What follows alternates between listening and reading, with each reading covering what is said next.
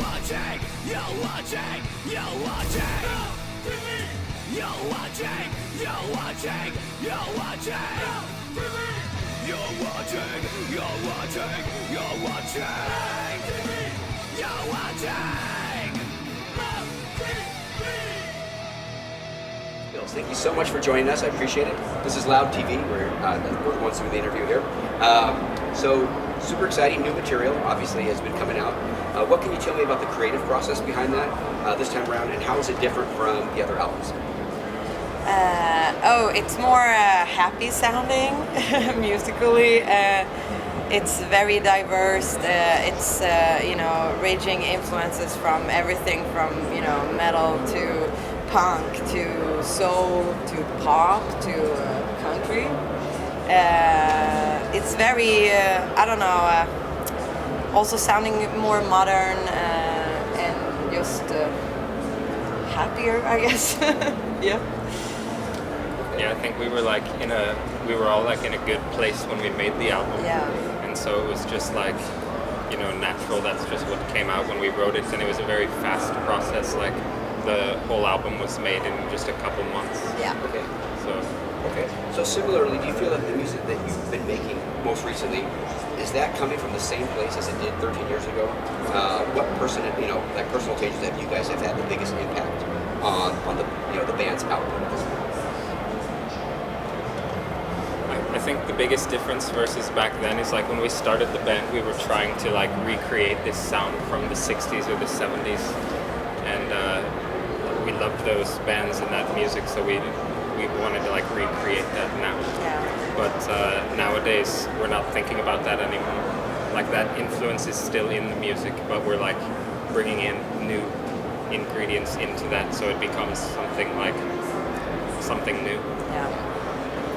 All right, and I know you've probably been asked this question a million times, but those influences, what are the kind of things that were driving you when you first got together? I mean, the number one was like Peter Green's Fleetwood Mac.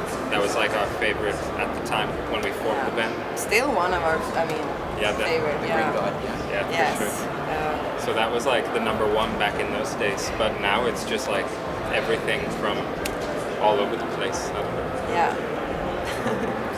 So obviously you've been releasing new material, kind of like it's coming out in bits and pieces. The last full album was in 2020. There's been obviously that's a bit of time. Did that slow your trajectory? What with COVID kind of like knocking things back for a bit, as far as a band? Yeah, it did. We had to start working other regular jobs, and we don't live in the same cities anymore, so it was hard to meet up because of the COVID and so on. But it really when we start to play again, when you were allowed to, play and see people, it really, is lit a fire inside of us, and the same for the record, because you were just like, oh, this is what we love doing. So in one way, I'm blessed that we get to experience that, because when you do it so many years and you're on tour forever and you play together with the same guys and hang out, it's it takes its toll on you, and you don't really realize what you got going. So for me, I think it was good that it was terrible that obviously people got sick and so on, but musically it was a restart. Okay. So that pause actually then helped you go going forward. Okay. You guys first caught my ear. I didn't catch on at the very beginning, but you first caught my ear with Lady and coming out in 2016.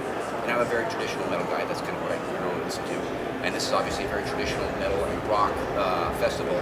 But though your music's not strictly metal, it's more of a throwback to the earlier era of rock, it still really resonates with the scene. Obviously, as you guys, again, that's part of the reason I ran to go see your set, because I wanted to see what was the reaction of the audience, and it's obviously connected.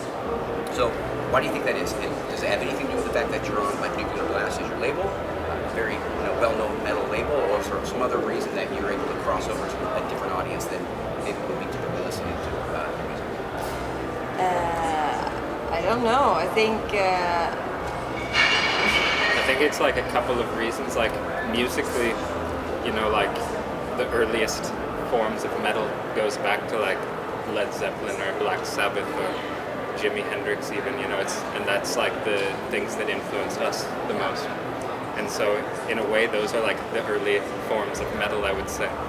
But it does probably have to do as well with like we were on Nuclear Blast for a lot of years, and so that exposed us even more to the metal scene. Yeah. So obviously you have a lot of touring ahead of you throughout Europe, and having had a former French member and a live album in Paris, you've got a strong base here in France, clearly, as was evidenced again on stage today. But where do you feel like your strongest fan base is? Being that, of course, that you guys are coming from different countries, where have you been surprised both positively and negatively by fan response? And yeah. I would say Brazil. Okay. Yeah, and I'm so surprised that people, listen to us with their. And when we played our first show in Sao Paulo, it was a complete different level. Like I couldn't even hear my own singing. So they knew every line. I mean, I was dropping lines. I usually do that sometimes. Yeah, and they were just like giving it back to me, and I was just like, oh shit, I don't even have to sing. But they've always been very, very supportive to us from the early days, and I have no idea, which is, it's so cool. Yeah, I would say Brazil. Yeah, I mean, I think Germany and France have always been really strong. Yes. But the difference is like we've toured in Germany and France a lot, but Brazil, we just went there for the first time, and then it was like tons of people. Yeah. And we had never played there before, so we didn't expect that. I really like playing in France too, because the people are so, and the same in Brazil, like people are so into the music and they don't give a shit, and that's how it's supposed to be. Yeah. How's the response back in the States? We've never toured in America before. Okay, I didn't know that. That's amazing. Why is that?